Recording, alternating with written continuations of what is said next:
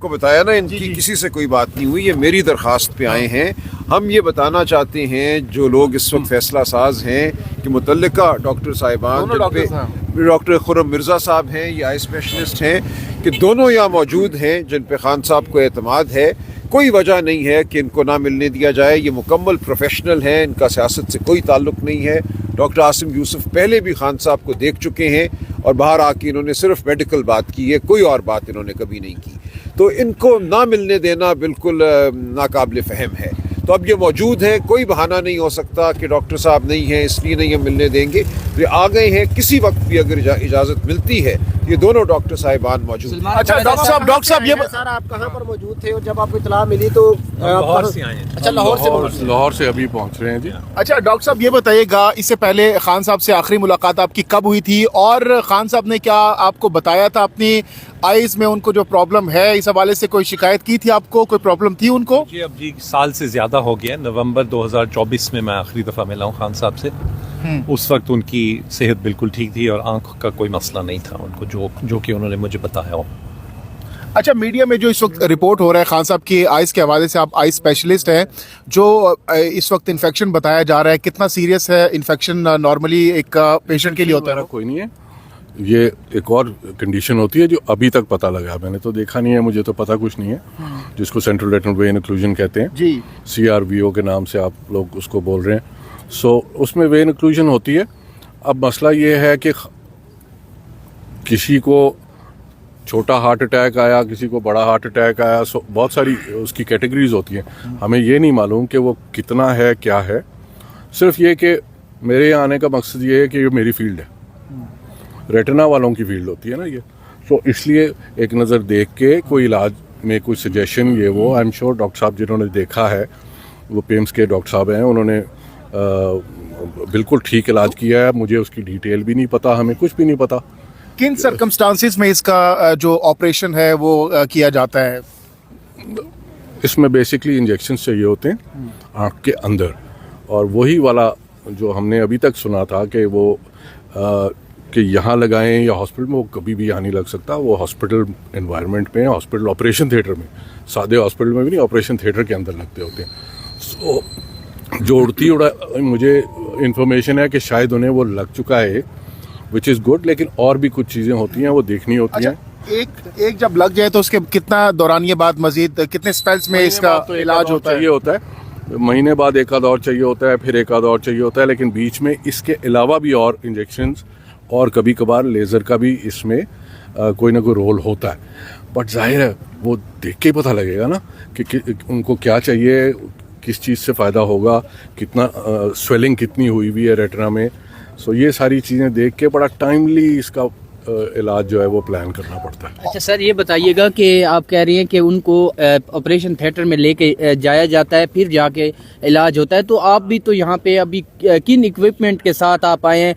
क्या आप यहाँ पे उनका मुआयना अच्छी तरीके से कर पाएंगे? जो आप पूरा वो मुआयने के लिए पूरा बॉक्स वगैरह लेकर आए, 100% चीज़ें मैं नहीं ला सकता, ठीक है, वो अस्पताल में ही होती हैं, वो तो पेशेंट को अस्पताल ले जा के ही चेक होती है ना, वो तो मैं नहीं ला सकता, तो बड़ी बड़ी मशीनें होती हैं। लेकिन ये कि जितनी चीज़ों से देख के आपको खासा आइडिया हो जाता है कि क्या हो रहा है, वो हम लाए हुए हैं। अगर हमें इजाज़त मिलती है तो फिर बिल्कुल देखेंगे। ये बताइएगा कि इस वक्त किसी ने और आप समझते हैं कि मजीद भी 2 टीके लगेंगे? आपसे किसी किस्म का राब्ता किया? कौन सी वाली बात हो रही है? सर कहा जाता है कि इस पेशेंट को 3 टीके लगते हैं। यार 3 तो एक थ्योरी है ना कि आप बहुत सारे पेशेंट्स ले लें, उनमें से ज़्यादातर को ये 3 का बहुत इम्कान होता है। उसके बाद भी रिपीटेडली इसके ऊपर नज़र रखनी पड़ती है। ये जो कंडीशन है, कुछ महीनों के बाद फिर थोड़ा बहुत स्वेलिंग आ सकती है, उसको फिर टॉप अप करना पड़ता है।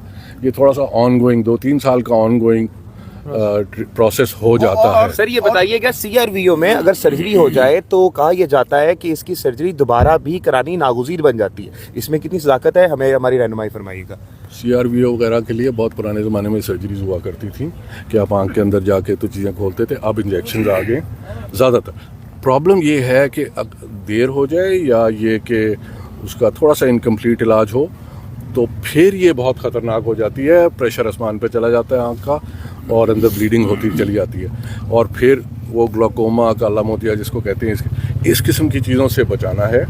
और ताकि सारा कुछ इंशाल्लाह अल्लाह करे कि जो डॉक्टर साहब ने किया है वो बिल्कुल काफ़ी हो और सारा कुछ, लेकिन ये कि चूँकि मेरी फील्ड है ये, तो हम लोग ये ज़्यादा देखते हैं। वजह क्या हो सकती है? समझते हैं क्यों खान साहब को ये लाभ? कोई वो तो बड़े हेल्दी डाइट रखते हैं और बड़ी एक्सरसाइज करते हैं। इसमें तो देखिए, ये है तो ब्लड सर्कुलेशन का वो वाला एरिया, ब्लड वेसल आँख में वो थोड़ी सी क्लॉग होती है, उसकी वजह से ये होता है। इसमें ब्लड प्रेशर हमें नहीं मालूम कि ब्लड प्रेशर कैसा जा रहा है उनका, लिपिड्स वगैरह उसको देखना होता है। कोई भी चीज़ जो उनकी डाइट और इन चीज़ों में, अगर स्ट्रेस भी कई दफ़ा ये चीज़ें करती हैं, सो ये बहुत सारी चीज़ें होती हैं जो इसको किसी को भी ये चीज़ कर सकती हैं। सलमान अकरम राजा साहब ये बता दें कि क्या इसके डॉक्टर साहब से जरा एक और सवाल कर लें डॉक्टर साहब से। डॉक्टर साहब, CRVO जो है, अगर कहा जा रहा है कि इसका अगर प्रॉपरली टाइमली इलाज ना किया जाए तो ये बिनाई भी से जा सकती है, कैसा है वाकई? ऐसा तो है, बिल्कुल है। मतलब ये वाज़ेह तौर पे अगर ये आप अगर आज मुलाकात नहीं करते, ट्रीटमेंट नहीं करते, बिनाई खोने का खतरा है इमरान खान साहब को। देखिए, दीवार के पीछे क्या है, बंदा खड़ा है, बंदी खड़ी है, कौन खड़ा है मुझे तो नहीं मालूम। मैं तो खुद सुनी सुनाई चीज़ों पे ही आजकल आपको बता सकता हूँ, तो मैं अभी क्या कह सकता हूँ।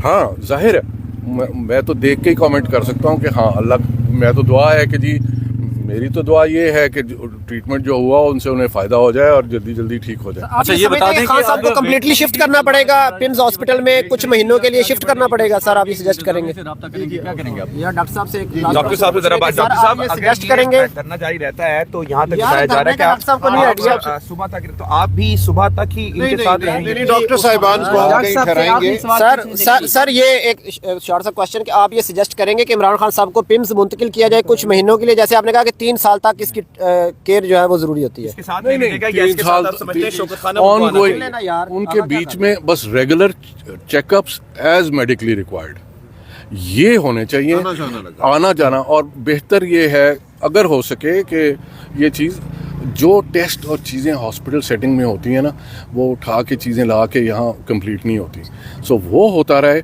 तो अल्लाह खैर करेगा।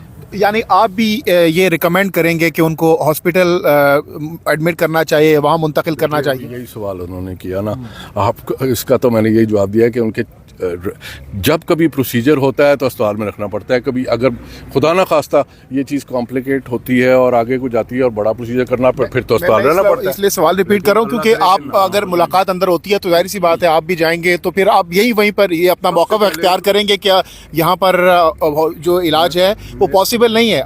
मेरा मौक़िफ़ स्ट्रिक्टली उनकी आई की कंडीशन के हिसाब से होगा, तो अभी वो मैंने नहीं देखी। जी आई थिंक ये सही है। खुर्रम साहब ये नहीं कह रहे कि उनको हमेशा के लिए वहाँ शिफ्ट करना पड़ेगा या लंबी मुद्दत के लिए। जो भी ट्रीटमेंट्स की ज़रूरत होगी उसके लिए शायद हॉस्पिटल जाना पड़े। उसके अलावा जो इसकी वजह अंडरलाइंग मेडिकल कंडीशन अगर कोई है, ब्लड प्रेशर, कोलेस्ट्रॉल हाई है, कोई ऑटो इम्यून कंडीशन है, समटाइम्स खून के जमने के मैकेनिज्म जो होते हैं वो ख़राब हो जाते हैं, तो इन चीज़ों के लिए टेस्ट होने ज़रूरी हैं।